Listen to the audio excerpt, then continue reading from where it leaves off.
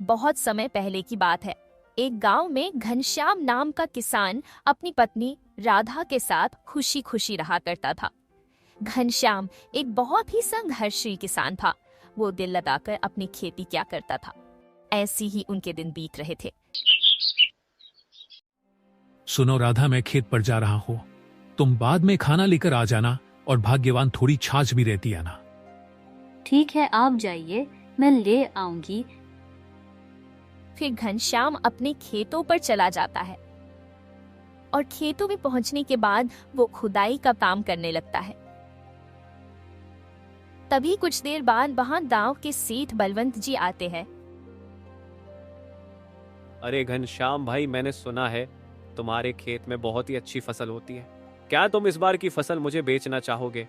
और अगर तुम फसल मुझे बेचोगे तो मैं तुम्हें बाजार से अच्छा दाम दूंगा, और आधी फसल के पैसे मैं तुम्हें आज ही दूंगा। सेठ जी, यह तो मेरे लिए बहुत ही खुशी की बात होगी। ठीक है, जिस दिन तुम्हारी फसल तैयार हो जाएगी उस दिन मेरे आदमी आकर तुमसे फसल ले जाएंगे और तुम्हें बाकी के पैसे दे जाएंगे। इतना बोलकर सेठ वहां से चला जाता है। लेकिन घनश्याम को नहीं पता था कि सेठ अब उसके साथ क्या करने वाला है। घनश्याम फिर से अपना काम करने लगता है। फिर कुछ ही देर बाद उसकी पत्नी खाना लेकर वहां आ जाती है। सुनिए जी, आ जाइए, मैं आपके लिए खाना ले आई और साथ में छाछ भी लेकर आई हूँ। फिर घनश्याम राधा के पास आता है। लाओ लाओ, बड़ी भूख लग रही है। राधा, तुम्हें पता है आज यहाँ गांव के सेठ जी आए थे, जानती हो? उन्होंने क्या कहा कि इस बार वह अपनी सारी फसल खरीदना चाहते हैं और वह हमें बाजार से ज्यादा दाम भी देंगे। और तुम्हें पता है, उन्होंने आधे पैसे तो अभी ही दे दिए और बाकी के पैसे फसल होने के बाद देंगे। अरे वाह, ये तो बहुत ही बड़ी खुशी की बात है। ये सब भगवान की कृपा से ही हो पाया है। मैं कहती थी ना, एक दिन सब ठीक हो जाएगा। फिर शाम होने पर दोनों पति पत्नी साथ में ही घर चले जाते हैं। फिर ऐसे ही कुछ दिन बीत जाते हैं और घनश्याम की फसल तैयार हो जाती है। राधा, मैं खेत में जा रहा हूँ, आज फसल की कटाई का दिन है ना। इतना बोलकर घनश्याम अपने खेतों पर चला जाता है और शाम होने तक अपनी सारी फसल काट लेता है। फिर घनश्याम सारी बोरियों को बैलगाड़ी पर रखकर अपने घर ले आता है। और जैसे ही रात होती है, सुनो, आज घनश्याम ने अपनी फसल काट कर अपने घर रख ली है। कल सुबह वह यहाँ आएगा, उससे पहले तुम लोग वहां जाओ और उसके घर जाकर उसकी सारी फसल की बोरियां उठा लाओ। लेकिन एक बात का ध्यान रखना, किसी को कानो कान खबर ना हो जाओ। अब जल्दी जाओ। फिर सेठ के नौकर चुपचाप घनश्याम के घर घुस जाते हैं और एक एक करके सारी अनाज की बोरियां चुरा लेते हैं। अगले दिन सुबह होने पर, सुनिए जी, उठिए, जल्दी उठिए, देखिए क्या हो गया। क्या हुआ भाग्यवान? सुबह सुबह सुबह क्यों इतना चिल्ला रही हो? अनाज के कमरे से अनाज की सारी बोरियां चोरी हो गई। आप मेरे साथ अनाज के कमरे में चलकर देखिए। फिर घनश्याम अपनी पत्नी के साथ अनाज वाले कमरे में जाता है। हे भगवान, यह क्या हो गया? सेठ जी के आदमी भी अब कुछ ही देर में आते ही होंगे। भगवान, मैंने किसी के साथ कुछ बुरा नहीं किया, तो आपने मेरे साथ ऐसा क्यों किया? तभी इतनी ही देर में सेठ के नौकर भी आ जाते हैं।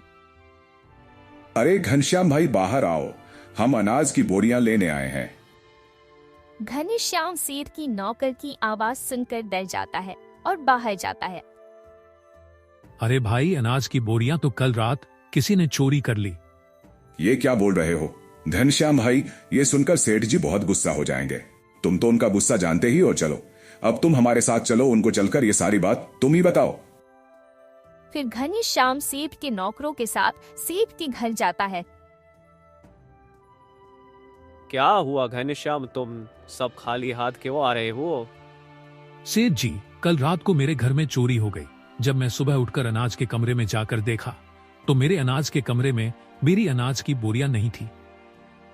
कहीं तुमने लालच में आकर किसी और को ज्यादा दाम में तो नहीं बेच दी फसल को? नहीं नहीं सेठ जी, मैं झूठ नहीं बोल रहा, मैं सच बोल रहा हूँ। हमको इसी गांव में साथ रहना है। भला मैं ऐसा झूठ क्यों बोलूंगा? और मुझे झूठ बोलकर क्या ही मिल जाएगा? मैं कितने दिन तक झूठ बोलकर बच पाऊंगा? ठीक है, मान लेता हूँ तुम झूठ नहीं बोल रहे।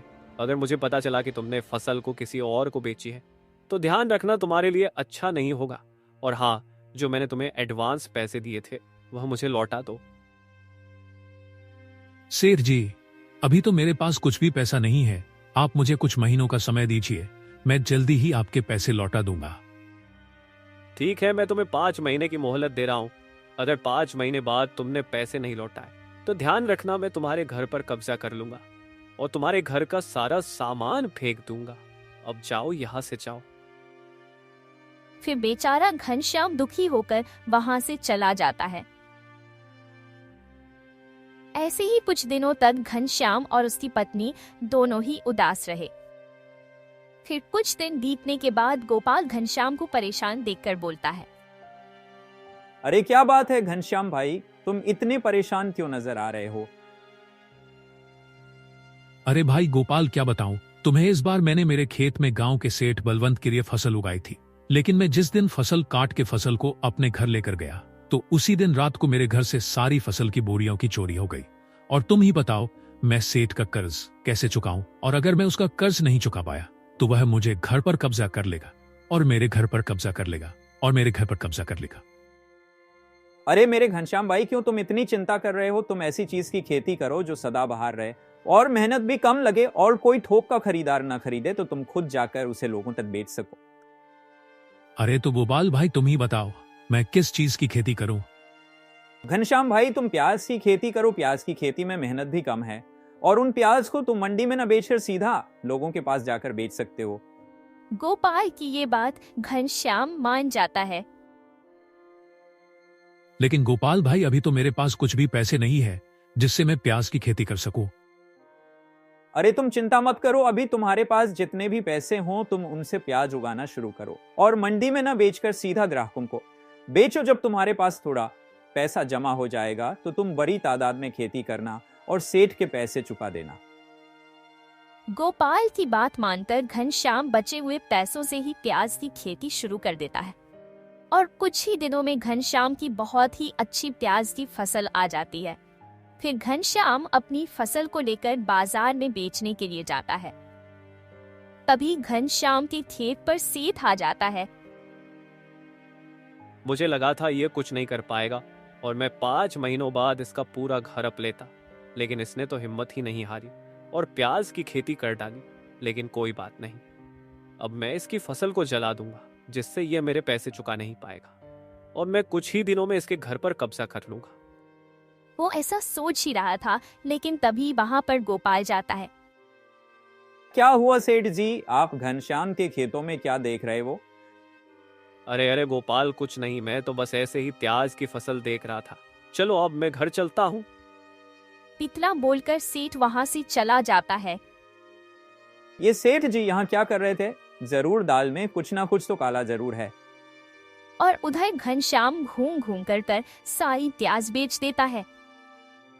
फिर उसी दिन शाम होने पर अरे गोपाल भाई, वाकई तुम्हारे इस उपाय ने तो कमाल ही कर दिया। आज मैंने सारे प्याज बेच दिए और उनसे मुझे ऐसा पैसा मिला कि मैं कुछ ही दिनों में सेठ का सारा कर्ज चुका दूंगा। अरे वाह घनश्याम, ये तो बहुत खुशी की बात है, लेकिन अब तुम्हें और बड़ा काम करना होगा जिससे तुम सेठ के पैसे जल्दी लौटा पाओ। हाँ हाँ गोपाल भाई, बताओ क्या करना है? अब तुम बड़ी तादाद में प्याज की खेती करो और प्याज को मंडी में भी बेचना चालू कर दो और जो प्याज तुम्हारे पास बच जाए उनसे तुम प्याज की कचौरी बनाकर बेचना।